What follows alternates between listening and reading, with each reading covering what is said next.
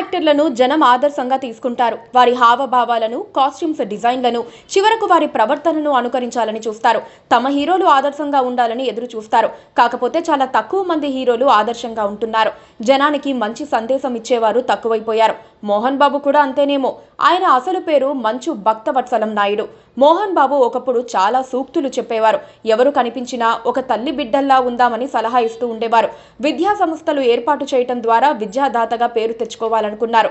సినీ రంగంలోనూ వ్యాపార రంగంలోనూ కలిసి రావటంతో రాసుల కొద్దీ సంపద చేరింది. ఇప్పుడు కుటుంబంలో పొరపచ్చాలు, కలతలు మొదలయ్యాయి. దాంతో తండ్రి మోహన్ బాబు, ఆయన కుమారులు విష్ణు, మనోజ్ రోడ్డున పడి కొట్టుకునే పరిస్థితి వచ్చింది. మోహన్ బాబు చిన్న కుమారుడు మంచు మనోజ్ రెండో పెళ్లి చేసుకున్నారు.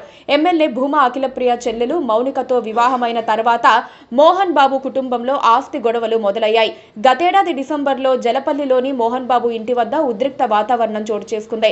తనపై కొందరు గుర్తు తెలియని వ్యక్తులు దాడి చేశారని, తనకు తన భార్యకు ప్రాణహాని ఉందని పహాడీ షరీఫ్ పోలీస్ స్టేషన్లో మంచు మనోజ్ ఫిర్యాదు చేశారు.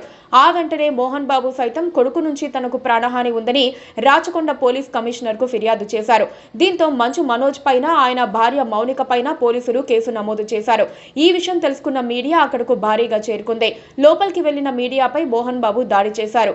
మీడియాపై మోహన్ బాబు అరాచకం సృష్టించారు. సహనాన్ని కోల్పోయిన మోహన్ బాబు విచక్షణారహితంగా మీడియాపై దాడి చేశారు. మైక్ లాగి మరీ మీడియా ప్రతినిధిపై ఆయన దాడి చేశారు. ఈ ఘటనలో సదరు మీడియా ప్రతినిధికి గాయాలయ్యాయి.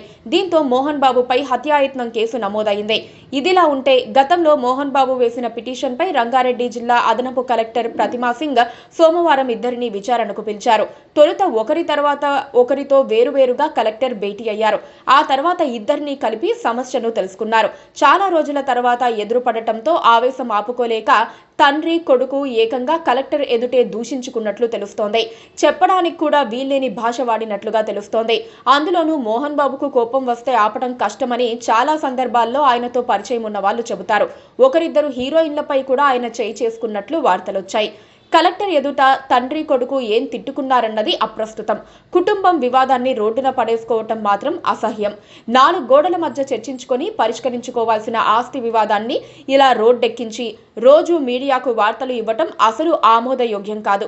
ఈ ఆస్తి నా స్వార్జితం, నాకిష్టం వచ్చినట్లుగా నేను చేసుకుంటానని మోహన్ బాబు ప్రకటించడంలో తప్పులేదు. ఇది ఆయన విచక్షణ. కాకపోతే ఆ సంగతి ఇంట్లో అందరినీ పిలిచి మాట్లాడి చెప్పొచ్చు. వాళ్ళిద్దరూ ఆయన పిల్లలే కాబట్టి కూర్చోబెట్టి మాట్లాడితే వింటారు. మోహన్ బాబు వేరే రూటు వెతుక్కున్నారు. దీనివల్ల ఇంతకాలం మోహన్ బాబు కుటుంబం అని ఆదర్శంగా చెప్పుకునే సమాజం ఇప్పుడు వారి వైపు అనుమానంగా చూసే పరిస్థితి వచ్చింది. వారి విద్యా సంస్థల్లో పిల్లలకు ఇదే సంస్కారం నేర్పిస్తారా అని ప్రశ్నించాల్సిన పరిస్థితి వస్తోంది. మరి ఇప్పటికైనా మోహన్ బాబు ఫ్యామిలీ తమ తప్పు తెలుసుకొని కూర్చొని మాట్లాడుకుంటే మంచిది. అది వారి కుటుంబానికే కాదు, సమాజానికి కూడా శ్రేయస్కరం. లేని పక్షంలో ఇప్పుడు కొందరు విమర్శకులు కామెడీ చేసినట్లుగా మనిషివా మోహన్ బాబువా అన్న తిట్టు సెటిల్ అయిపోతుంది. Please subscribe to KTV Telugu. KTV Telugu channel.